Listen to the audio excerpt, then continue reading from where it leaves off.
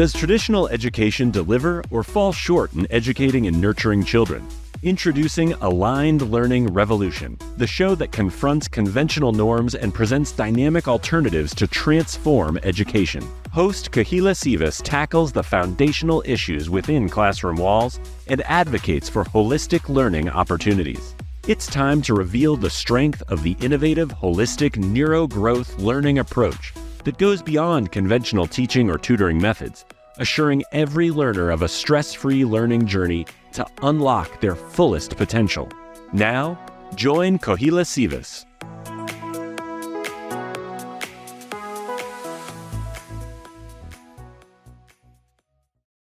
Hello, Tonja. Welcome to our show today. How are you?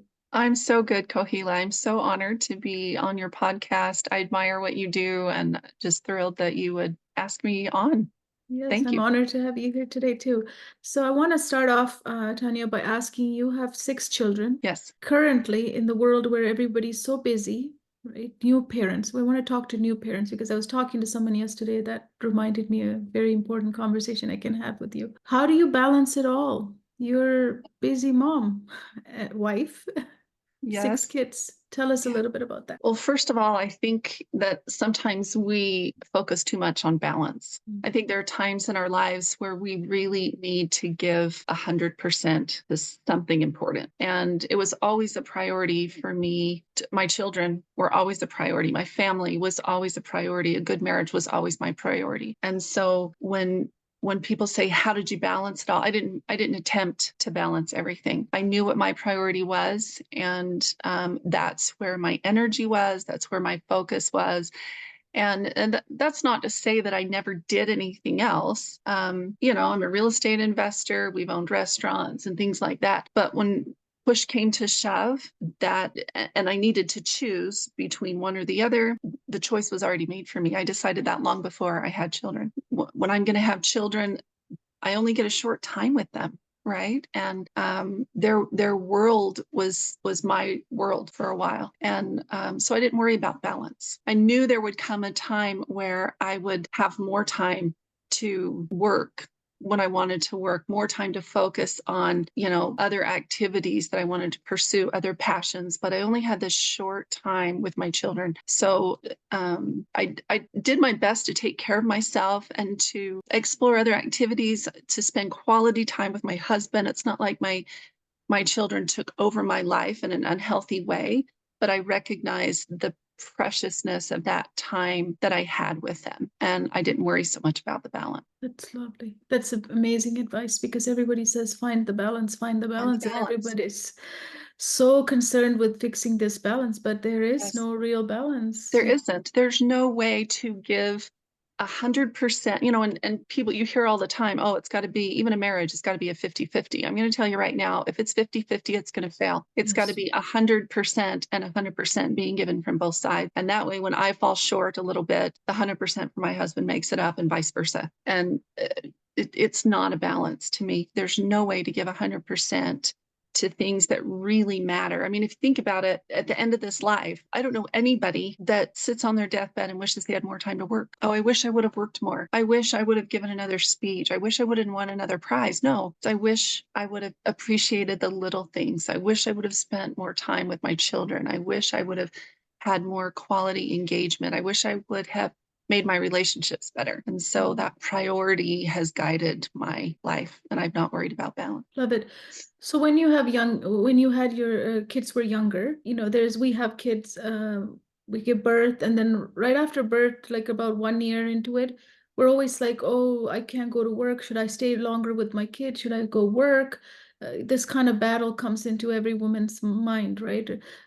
I'm not being financially, I'm not offering anything to the family. And there's a lot of people who are having kids right now, younger parents, who also feel like my friends are moving up in their work scale, or they're doing financially really great, but I'm just with my son or daughter here, right? So how did you handle that? Did you ever compare like that? It's tempting to, right? We've been lied to, though, as women. We've been lied to in the worst possible way. And this is a very unpopular opinion. I'll say that right up front, and I'm going to give it to you anyway. Somehow, over the last couple of generations, we have been convinced that we need to do things the way men do them. We need to be like men. We need to accomplish the things that they need to accomplish. We need to be aggressive and all the thing, not that there's anything wrong with being aggressive, right? My point is that we have been taught and convinced that our role needs to be the same as men. And what's happening now that we've had a full couple of generations of that is you're having women in their 40s and 50s who have done the boss lady, who have really put their career first as the top priority and thought, I'm going to have a family later. And they're coming to this this middle-age crisis, and their crisis is, I'm not doing what I feel called to do. I don't feel fulfilled in this work. We've been taught that in order to feel fulfilled, in order to have purpose, in order to be successful, we need to reach some level in a corporation. We need to do some fantastic career, accomplishments and things like that. And again, not that there's anything wrong with achieving and really being the top in your career. However, when women go into it thinking that that is the path to fulfillment and to purpose, and they sacrifice a family and children and a good a husband and relationship that way, we deprive ourselves of that. And by the time you're in the late 40s, for most of us, it's too late to have children. And so then you are left with a life that it's one-dimensional. It's all about yourself and your career. And we don't realize how much fulfillment and joy there is in family. Yes. And in building a family and in helping to nurture and raise children who will contribute to society and who are good, strong, individuals. And I mean, there's the poem, "The hand that rocks the cradle is the hand that rules the world." Mm-hmm. And it's, in many ways, that's so, so true. We are the lieutenants and the caretakers of the next generation. And so to put that aside, in my opinion, is to do, when that is what is innately in you, to put that aside when that is something that you're thinking you're going to do later, is doing yourself a great disservice. And a lot of people are, after all of that, they're still not satisfied. They're right. Lonely. They're very lonely. And we're seeing more and more of that. I cannot tell you how many people, when I go speak, there's so many people that come up to me and they're either young, just embarking on this journey and attempting to decide, do I want a career path? Do I want to have a family? How do I do both? And they're like, nobody's ever told me that it's okay that that's the priority. So I have those women, and then I have women that come up to me that are my age saying, I waited too long. I just thought I'll do this and then, not now, but then. Mm-hmm. And then it's too late. And it's really tragic. They have so much to give and they want that so badly. And they've taken away that possibility for themselves, And then also, you earlier said this institution of marriage, it's 50-50, you got to do the half, other half. All this stuff also makes it scary too for a woman to enter, because I'm so successful, I don't really kind of need you, right? As well. Right. And there's such a fine line to walk there, right? I mean, it would be naive for any of us to think that we can, a man is not a plan. And we would be naive to think that I can go into a relationship, into a marriage, and just think I'm going to kick back and do nothing to contribute. And he's going to take care of me and I'm going to be set for the rest of my life. I mean, it's not only is it naive and unrealistic, it's selfish, right? To go into a relationship that way. And so, for me, even when I had young children, even when I went to college, I had in mind, what kind of skills can I develop? What do I have passion for that allows me to contribute to earn money if I need to in a worst case scenario, or in a situation where my kids, my kids for the most part are in high school now, and I do have a little more time. What kind of skills and passion do I really develop that will allow me to put my family first? I wrote a book at one point that I haven't published yet about a child who watches her mother do all these different things and asks her, Mom, why weren't you a doctor? Why weren't you you know, this or this or this. And the mom finally tells her, it's because you were the most important thing to me. I could have done all these other things. You know, I could be a doctor or a lawyer or, you know, whatever. And those things are not bad. Those things are great. We need women in those spaces. But the thought that those things need to come first, to me, also is it can be stressful on a relationship, right? When both partners are coming home at, you know, and we don't work 8 to 5 anymore, it's 7 to 6 and it's weekends and it's 2 jobs and whatever. But when both partners are coming home, bringing the stresses of work and the pressures and that outside, and most of the time, we do those things in order to have stuff, right? And for me, stuff will never be more important to me than my family. And so for me to be in a home, keep the home organized, be on top of what the children are doing, it was really important for me when they were, when they come home from school. I call it being at the crossroads. When they come home from school and something bad has happened and no one is there to talk to, what do? They look for other methods to calm themselves. They look for other things to distract themselves rather than really talking about it and working out their problems and finding solutions. It's hard to do that on your own as a child. Yes. And I did not want to be a distracted parent. I wanted to be there at the crossroads. I wanted to be there when they needed someone, because something or someone was going to direct them, was going to engage them. And you know, and I know that there's lots of danger in that kind of scenario. Yeah, absolutely. They don't have that support system. They can be, there's plenty of things to take them off For sure. into the wrong direction. So you balanced it, not well, balanced it. You figured out that your family is number one. So where does that conviction come from? Is it from your parents, like your parents' parenting, or from religion? Like, where do you get that? Some of both. My faith plays a big part in that. My parents really wanted to do that for us. My father worked very hard, and there came a time in his life where he fought cancer, and the expense of the care required for that. My mother went to work, and about the same time, they were very generous people, and there was people in my mother's family that had a really tough situation at home. I won't go into detail about that, although I will say that they had a son. He was, you know, 20s at that time, but he'd just grown up in really horrible circumstances, a bad home life. It was just it wasn't good. And my parents could see that he was struggling and wanted to help, and so brought him into our home. And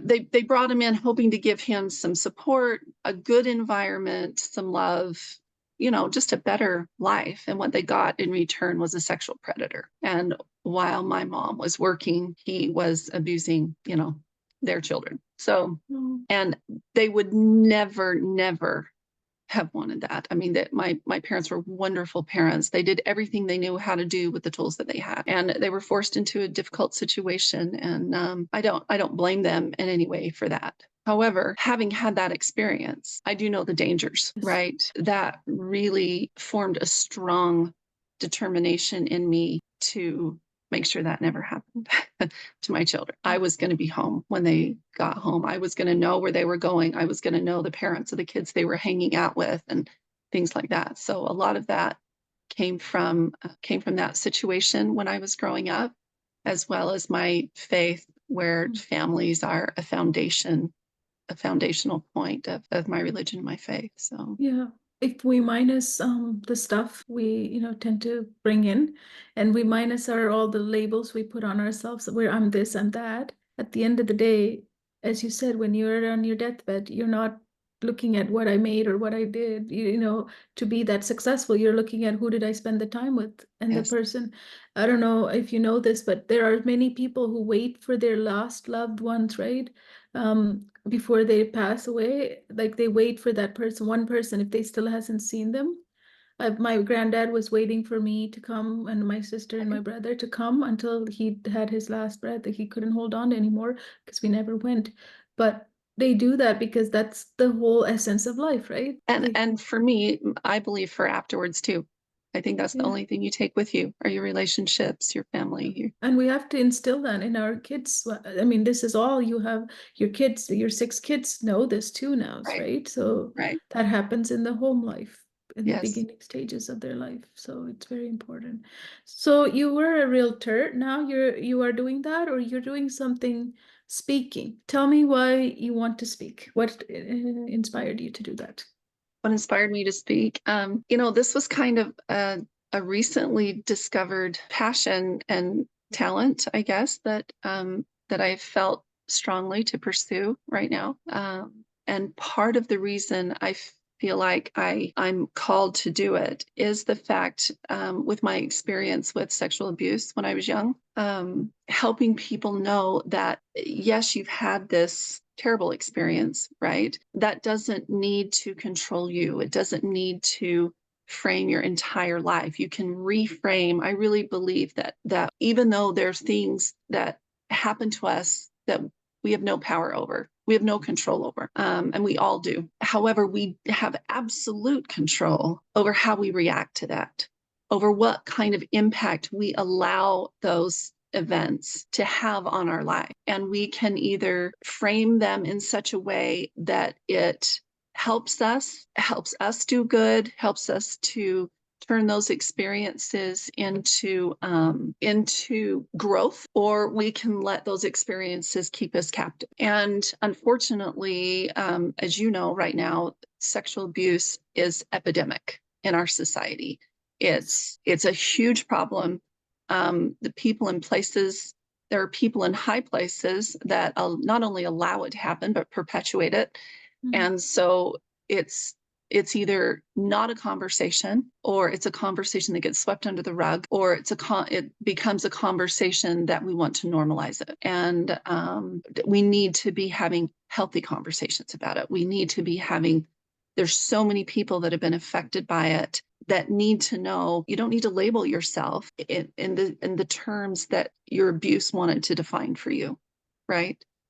I can be vulnerable and say, this is what happened to me, and still have the courage and the strength to go forward and find joy and purpose and happiness and love again in my life. And people need to know that. So that's what has started me speaking. And yes, I still do. My family is all involved with real estate investing, and it's kind of a family business and things like that. But speaking is a personal passion. So that's amazing. It's amazing. A lot of women need to hear that. I was also molested too, so I know how long it takes. And the other part of it is all about the grooming, right? That happens if it happened to you as well. It takes a long time to believe that, because the grooming makes you believe otherwise. So what happened to you in different perspective, right?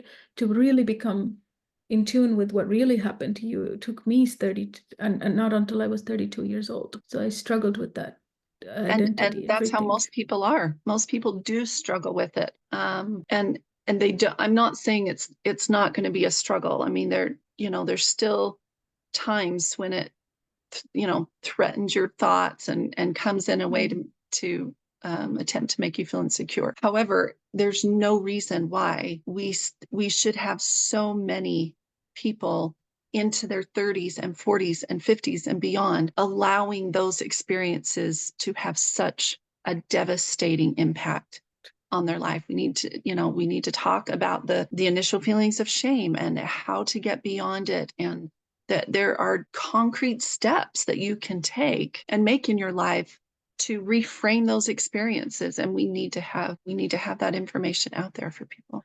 Yeah, and why do you think it's happening so much now? What change do you think in the culture, society? Well, it's my personal belief that, like I said, there are people in high places that want to normalize this. And when I say high places, I mean big industries, politics, governments, powerful people who indulge in this and want to normalize it. And anytime there is outrage about it, as there absolutely should be, I mean, we should be protecting the most innocent people in our society. But just like I said before, as women, we've been lied to. As a society, we've been lied to. And there's been little encroachments from every angle to dehumanize people, to devalue life, to sexualize everything. And when we sit back and allow that and don't call it out and don't teach our children, that those things are wrong and abusive, then and it doesn't take very long, right, to go from one generation to another. You hear so frequently now of an 11 or 12 or 13-year-old child abusing another child. A child does not come up with that on their own. They've been taught that. And so what happens is, they're consuming content. right. Yeah. Right. And it doesn't, you have one abuser who abuses multiple children, half a dozen, whatever it is, and it grows exponentially. And so it doesn't take very long for it to be a huge problem, especially when there's people that have the power to manipulate things and in advertising and media and law and things like that, where, we just had a law proposed in Congress about more severe punishments for pedophiles and abuse of children like that. And it was voted down. When you have people in power that will not protect the weakest and most vulnerable people in our society, it's going to go downhill. There's no way around it. Yeah, it's very sad. And I work with so many students and families that what I'm noticing is that this content consumption, right? Like being online, parents are giving their kids phone, iPads, such an early age, and there's no censorship in anything. You can search anything, right? Some countries have put some things that you can't even search if you want, but in Canada, US, and some other countries, there's no censorship. So anybody can come. There was in Finland or someone who was against this access to porn for kids, because you just search up. Because if you get too exposed to it, you'll just search up, because kids are curious, right? They're curious about anything. And it's addicting. So they made an episode where they made it to make the citizens become aware of what's really happening. Is that some few people will knock on the door, and the mother will open up, and there's like older people hanging out there. They look like porn stars or whatever. And then she's like, they're like, "Can I talk to your daughter, whatever her name is?" She's like, "Who are you?" And she's like, "Oh, we've been meeting online every day. She's been watching us. We're just cool. Like, can I just meet her?" And that's how they were making awareness that you don't know what your child is watching inside the house. Right. You may think, we really have to wake up. Like these things that we're giving the world to our kids. Yes, right in the palm of their hand. They have more power than you and I. Well, it's been going on for 15 years or so now, but they have more power in the palm of their hand than, their forefathers did, by truckloads. It was, and not only the fact that they have it in their hand, but we as their caretakers, as parents and teachers and educators have fallen asleep. You can drive down the highway or turn on primetime TV right now. 7:00, my boys were over the other night and they wanted to watch March Madness. And the commercials that came on at 7:00 in the evening, primetime, family time, after dinner, where you're sitting around together, I was appalled. I haven't really sat and watched a lot of TV recently. And I was like, turn off that commercial. Like, it was appalling. And the things that we've allowed in our books. My high schooler the other day, she's in 10th grade. She came home, 9th grade. She came home and brought her reading list. And so I went through the reading list. And, I know that teachers want to expose children to different ways of thinking and different cultures, and all that should be done. However, there is good literature out there that does that very thing. We do not need to have graphic novels about the intricacies of sex and pornographic stuff in books that we're handing to our children. They're even pushed to go 5-year-old. Yes. 5-year-olds are reading these type of books. Yes. Disgusting. Yeah. And being an I found the same thing. So when my children were little, we lived in California, which was much more liberal with that sort of thing than where I live now. And it was a battle. I scoured everything that they read. There were things hanging on some of the walls in the classroom. And I was just like, this is stuff that as parents, you have a right to do in your marriage and your family, what you're going to do, right? But leave it out of the schools. And But it's done intentionally, very intentionally. We know that. And so even when my children were young, I looked for ways to teach them outside of school. And sometimes I homeschooled. Sometimes they were in public school, depending on the teaching situation and the specific school and the location where we were. Sometimes I did a half and a half situation, and there were certain classes they took at school, certain classes they took at home. We must take things like that into our own hands. We are so beyond the point where we can just, pack little Sally with her lunch and her PE clothes off to school on the bus and not worry about her until they come home at 4 o'clock. They're spending 8 hours away from us. And a lot of us are simply letting whatever happen will happen, and unfortunately, you have people with evil designs that are making sure that certain things are being taught and put in their minds, and Some and then we things wonder are, why our society is the way it is. yeah, and sometimes stick to the plan. The plan is to educate the child. Why is it that now so much of this education is being turned on who are you going to be? Like, you know Right. what I mean? Like, it's so much into who are you going to be at such a young age. Because I don't remember me being 5-year-old going, who am I going to be? I just wanted to know, what can I play? Yeah, you wanted to play with the dolls and the Legos and on the Whatever was playground. available. Yeah, I never thought yeah, I was going to be what. I never thought that. yeah. Never thought that. And we're So working backward now. The other problem I see is that, we want our kids to be accepted into Yale in 8th grade. And so we work backwards from that. And what happens is that we start in 8th grade. Well, if they need to be here in 8th grade, they need to be here in 7th grade. And we work clear backwards, which is putting our kindergartners in a place where we are getting rid of the toys, rid of the games. And those things are not simply toys and games. They teach them really valuable skills. And so they're being robbed of, and that's the way they learn at that age. And we're attempting to teach them things before they're ready in ways that they're not ready for. And in the process, we're raising a generation that can memorize and spit off facts, but has absolutely no skills in thinking critically. But And in 90% are failing. 90% yes, of the total kids can go through because their brains don't work like that in this right. environment without toy or without playtime and without, Yeah. being so structured at kindergarten. I can't imagine.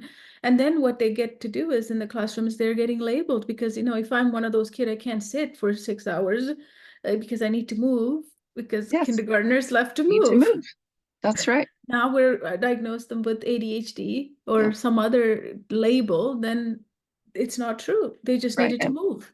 Yeah, and we start the medication, which has side effects that they're finding now last forever. Yeah, And then we have a whole other problem. We have a problem where we're either to numb because of pain from experiences, or to force ourselves to put a square peg into a round hole, and to fit in, to become something that we're not. Yes. Then we medicate, and right now we have upwards of almost 75% of our college students are on Adderall or something similar. And as you get older, over 70% of our adults ending middle age in their 60s and 70s are on more than a half a dozen prescriptions. And I mean, that's a whole other, but my point is their health is being affected, their education is being affected, their self-worth is what they feel about their worth is being affected. And we wonder why we have such a huge mental health problem. Absolutely. And it's starting earlier and earlier. Yeah. The age is getting smaller, right? So Right. you have this 5-step formula to help people rise above their difficult and traumatic circumstances. And you developed that. Is that what you use to help yourself? Yes. Came from you. Tell me a little bit about that. How one can use. So I teach people a 5-step formula that you can remember by give 100%. G is for gratitude and gain. It's about living not only in gratitude, appreciating the good in life.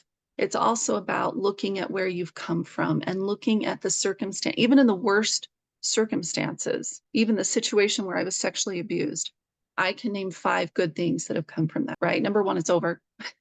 Number 2, I would never let that happen again. And I know how to fend that off, and I know how to think correctly about it. Number 3, my children will be in a very different situation than I was in. I mean, I could go on, right? But it's Yes, about absolutely. reframing events in your life and living in that gratitude in the gain. Yes. I is for input, Mhm. what we allow into our lives. And of course, that's things, like the people that we hang around with, the entertainment that we watch, the music we listen to. And probably the most important thing, it's about what we tell ourselves. Anything that enters here in your mind is entering holy ground. Mhm. And there's all kinds of sources that will put all manner of lies in there. And so we have to be vigilant gatekeepers of what we allow or not allow ourselves to believe lies. When you say something like, oh, I'm so stupid, that gets embedded in your subconscious, and it will affect the outcomes in your life. And most Yes. people want to look and see, how do I change my actions so that I get a better outcome, when really they need to be looking at, how do I change my input so that my actions are different, so that my outcome is better? They're not going far enough back to the source. So it's all about input. The V in give is for validation, where you get your validation from, and that's especially important in the world right now with social media and all that. But really truthful validation. Yeah. And validation that is sourced from good sources allows us to be vulnerable in healthy ways. It allows us to look objectively at things. It allows us to think critically about things in a way that isn't judgmental. It's looking at things as a way to improve rather than, I'm so stupid, or I can't do this, or whatever it is. So validation. And then E is for energy and effort. That's related a little bit to what we talked about earlier. Where are you going to put your best energy, your best effort? What is that going to be focused on, and how to organize your life and situations that you're in so that that energy is focused correctly? Yeah. And then 100% is about being 100% accountable. You are 100% accountable for your life. You're not in control of everything that happens, but you're in absolute control of how you react to it. And Love it. yeah, and until you realize that, we're created as beings that have the potential and the possibility, and also the ability to act however we want to act. I can look at this piano right here, and it's an inanimate object. It can only be acted upon. And so when we look around when we have experiences in life and go through life, and we are merely being acted upon, and we allow those circumstances and events in our life to determine our pathway and our journey, we're limiting ourselves in such a huge way. We're leaving so much on the table and so much in the closet. And so coming to the realization that you have the power to act, it's 100% in your control, is huge. It's huge. Big. Yeah. It's when you got 100% control and you believe in that, there's nobody can do anything to you. Right. Nothing, right? You said, as I said, Well, you they can't can do do anything. things. Yeah, It but just it's doesn't not have gonna impact, go happen. Yeah, right? it's never gonna, I'm not gonna react. Right. There's no Right. reaction you're gonna get. It's Yeah. you can And it's protect very yourself. easy to see that difference in people that are really successful. And by success, I'm not just using, money and stuff Yeah. as a measuring tool, but successful in the fact that they feel fulfilled. They are successful in relationships. They're successful in business. They're able to navigate the twists and turns and ups and downs of life. That is, it's one of the biggest things, is recognizing that you have people that aren't successful at those things, and they succumb to, somebody said something to them, they have an obstacle that comes up in their path, they don't have the knowledge in this area that they need. Everything is an excuse. And people that recognize that they're 100% accountable for their own life, those things are still there. You're still going to have people that say stuff to you. There's still going to be big obstacles to overcome. You're still going to need to learn things. You're still not going to have enough or be enough or do enough. And they find a way to do it. Because you're complete. There's no validation required. from others. Love it, love it. So where do you speak now? Like how, is it different stages, or is there somewhere that people can catch, you're speaking? Well, they can certainly follow me on Instagram, Yes. Tonja W. Henderson. I'm there, and bits and pieces of my speaking engagements are there. I do speak on different stages. We're going to Indianapolis here in a couple weeks to Rainmakers and to some absolute motivation events that are, and you'll be there too. I'm excited to see you there. So those things will be, out different locations, different places. And as I have the events that are, finalized, I post them on my account and that sort of thing. So. Mhm. Amazing, amazing. I love what you said when you were so grounded in what you wanted for your family and how you said it's never 50-50, 100%. When you had all those clarity within your mind, you had 6 kids. We raised the 6 kids, and you still had beautiful, life with your career as well. So you made I don't want to use the word balance, but you had an equation you worked with. Yes, that's a good word for it. An equation, right? An equation, a puzzle. And sometimes you got to take the puzzle apart and put it back together in a different way, depending on what your family needs and what you need and that sort of thing. And I feel so blessed. It's been beautiful. It's not been easy, And and life is always like that, right? Otherwise, life it's is not fun. tough. Yeah. Otherwise, And it's boring. right. And had I gone into it saying, I only want to do things that are fun, I want to have fun, I want it to be comfortable and easy, I would have missed out on a lot. I would have missed out on a lot. Yeah, expect a ride. I mean, that's what a family is about, right? Right.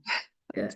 Enjoy it. Enjoy it. Thank you. Thank you so much. Is there anything you want to add before we end here, Sonia? Oh, I love what you're doing. Your book and everything you're doing is so desperately needed. So I'm really grateful that you have a platform, that you're speaking out, that you're, creating a community that's concerned about education. It's so, so needed. So thank you for that. People need to, look you up and Thank you. Thank you. It's really important and needed, as we just talked about, right? There's just institution after institution that controls our society is, as you just mentioned, in different ways, it's attacking then generations that are right here, right now.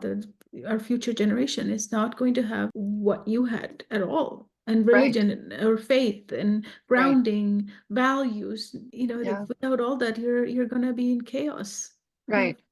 And that's what's so confusing to me is people want to ignore all that. They want to get rid of the faith, the structure we have around family and the support that is to society. It's not important. We don't need to value those things. And then they complain about the results. Yeah. Well, What do you why? expect? Why is the world such a mess? Why do we have such mental health problems? Why? Why? And the answer's right there in front of you. Is because the things that you're ignoring, the things that you don't want to, don't want to acknowledge, don't want to believe in. They're The answers breaking are the there. foundation, right? They're breaking the foundation. You can't build without a strong foundation. Right. Your very fundamental stuff has to be Yeah. there. And Structure of a family. right. Structure And of we're a seeing family. it in every aspect of society. And we're seeing it in our education. We're seeing it in our families. We're seeing it in our health. I mean, we're complete, the shots that they're giving people now for weight loss. We know that there's a huge percent, 80% of our American society and probably Canada too. I'm not sure, but I think America is the worst in the world for obesity. And we want to turn to a shot that we've got to take the rest of our lives, that we don't know what the side effects are, the long-term side effects, instead of really doing what's hard and eating right and getting the minerals and the nutrition. I mean, that's one of the reasons I have a health and nutrition business, and that was one of the reasons. It's like you want to go live on processed food and sugar and all these things, and then wonder why you don't feel well. And so many people use the first part of their life using their health to get their wealth, and then they spend the rest of their life using their wealth to get their health back. Yep. And This is our formula. This is the messed up formula we work with, right? Right. It's a cycle. It's a vicious cycle. So we have to do something. So I'm so excited to hear you speak. I haven't seen you in person speaking gigs yet, but I want to be part of that. I know we're part of the motivational channel, Absolute Motivation. It's a pleasure to be on that, because I think it has saved and will save so many people. Because it's speaking to so many people in a bigger medium than right. And we're getting such good feedback from that. It's very, very inspiring. encouraging. Yeah, yes. Thank you so much for, sharing your wisdom with us today here. I Thanks for appreciate having you. me on, And Kohila. yeah, I thank you. appreciate it. Love what you're doing. Thank you.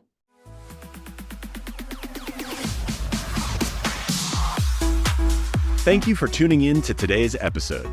Our purpose for this episode was to spark a reevaluation of the current education system. For more episodes offering practical and comprehensive strategies to enhance learning, please visit www.learningsuccessacademy.com. It is crucial to ensure that children have access to the holistic neurogrowth learning approach, enabling them to break free from the constraints of an outdated educational framework. This is your opportunity to gain insight and break away from a flawed system, setting your children on a path to lifelong success that truly nurtures their thirst for knowledge. That's all for now. We look forward to having you join us for the next episode.